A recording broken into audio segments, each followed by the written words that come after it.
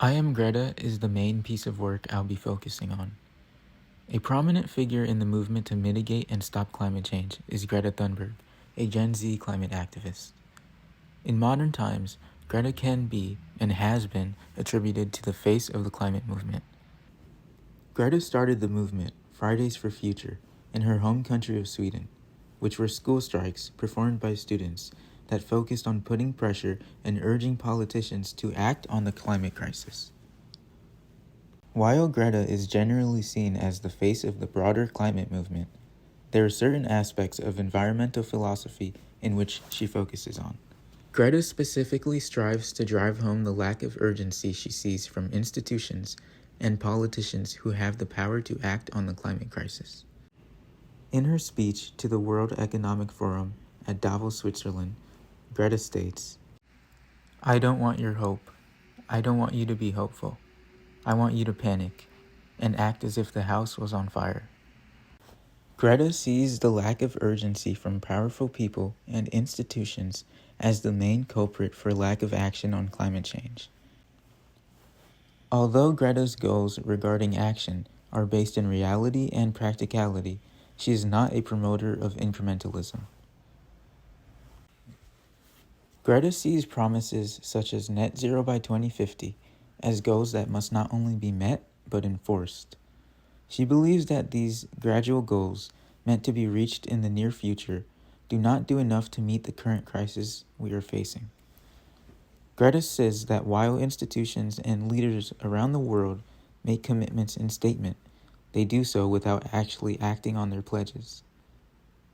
She states that contrary to the multitude of promises made, global emissions are still on the rise. According to Greta, the burden of action is on the shoulders of world leaders who must be held to account if future generations are to have a decent quality of life. Greta believes that a shift in views is imperative to tackling climate change. Rather than thinking of the planet and nature as a separate and alien entity, we recognize that all life on Earth is dependent and interconnected. Greta wants people to realize that nothing on Earth happens in isolation, meaning every action has a consequence on something else.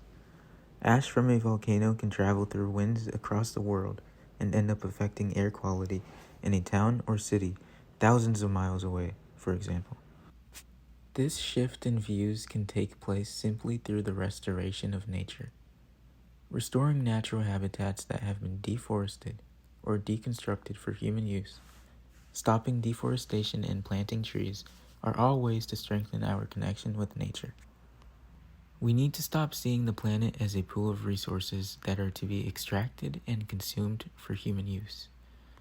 These finite resources are being treated as if they are infinite, and the extraction has no impact on the planet's well-being and its ecosystems. Greta asserts that we are treating the Earth as if it is one of many. Hyperconsumerism is something Greta points to as a major problem.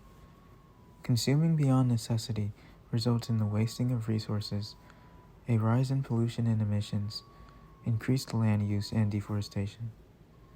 Greta believes that in order to preserve the environment and move forward, we must adopt degrowth as a world policy, with Western countries specifically leading the way. Now we probably don't even have a future anymore, because that future was sold so that a small number of people could make unimaginable amounts of money.